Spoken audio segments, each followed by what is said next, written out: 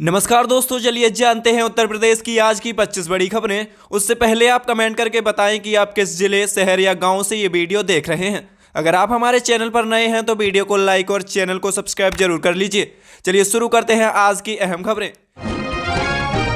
UP में जमीन खरीदने पर मिलेगी छूट, कई इलाकों में 50% मिलेगा अनुदान, किसे मिलेगा लाभ? जी हां दोस्तों, यूपी में ग्लोबल कैपेबिलिटी सेंटर इकाइयों को सरकारी जमीन की खरीद पर अधिकतम 50% तक की छूट देने के साथ समय पर पूरी न होने पर 12% ब्याज की दर से वसूली की जाएगी। जीसीसी इकाइयों को बढ़ावा देने के लिए भूमि खरीद पर फ्रंट एंड भूमि अनुदान दिया जाएगा। कैबिनेट से मंजूर एसओपी में इस नई व्यवस्था को शामिल किया गया है। इसके तहत प्रदेश के विभिन्न क्षेत्रों में अलग अलग दर पर अनुदान दिया जाएगा।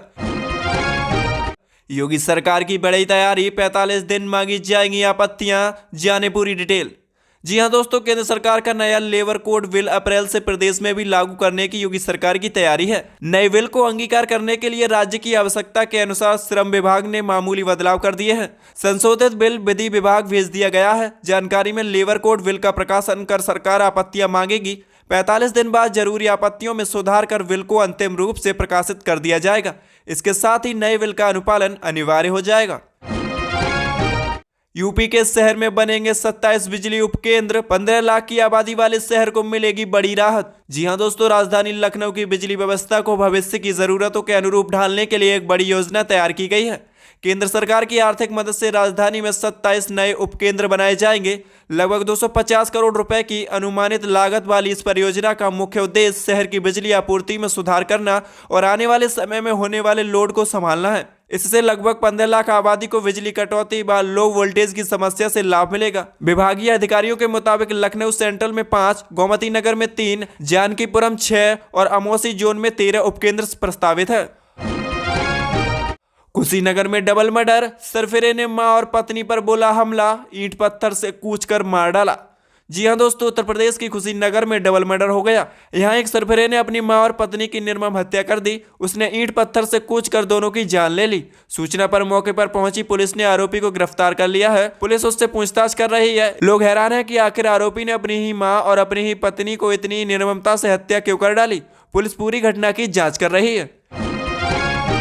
यूपी पंचायत चुनाव को लेकर बड़ा अपडेट, कई लोगों के काटे जाएंगे वोटर लिस्ट से नाम। जी हां दोस्तों, यूपी में होने वाले त्रिस्तरीय पंचायत चुनाव को लेकर बड़ा अपडेट सामने आया है।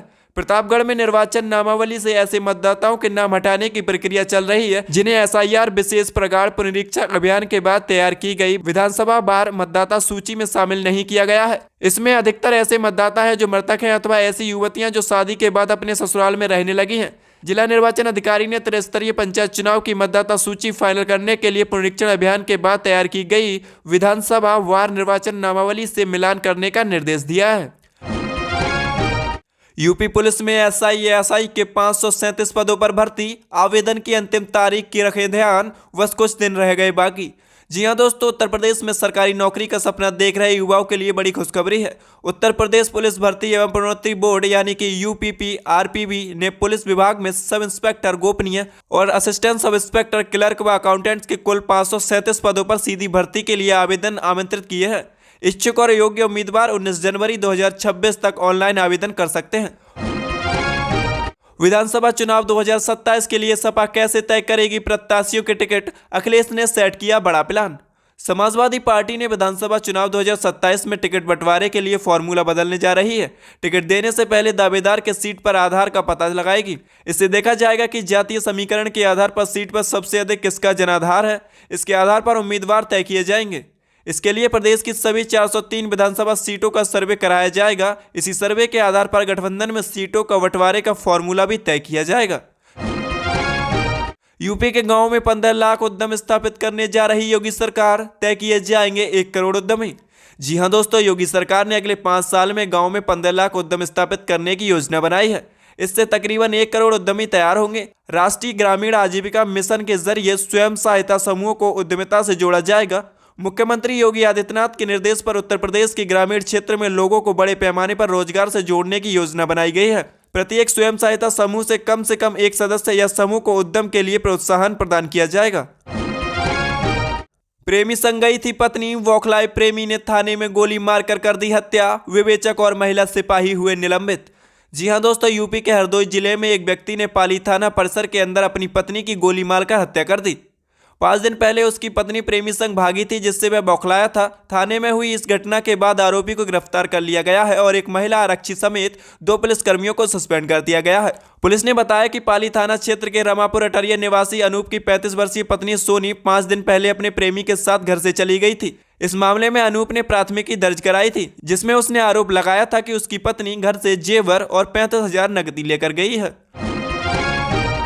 यूपी आवास विकास परिषद की बड़ी सौगात, इन्हें फ्लैट बुकिंग पर अब 20% तक की अतिरिक्त छूट। जी हां दोस्तों, राष्ट्र की रक्षा में दिन रात तैनात सशस्त्र सेनाओं और अर्धसैनिक बलों के सेवारत एवं सेवानिवृत्त कर्मियों को नववर्ष पर बड़ी राहत मिली है। उत्तर प्रदेश आवास विकास परिषद ने पहले आओ पहले पाओ योजना के तहत फ्लैट बुकिंग पर उन्हें अतिरिक्त छूट देने का निर्णय लिया है। परिषद की 274वीं बैठक में किए गए फैसले के बाद अब सैनिकों को फ्लैट बुकिंग पर अधिकतम 20% तक की छूट का लाभ मिलेगा। यह सुविधा परिषद के पोर्टल पर ऑनलाइन मोड में शुरू कर दी गई है।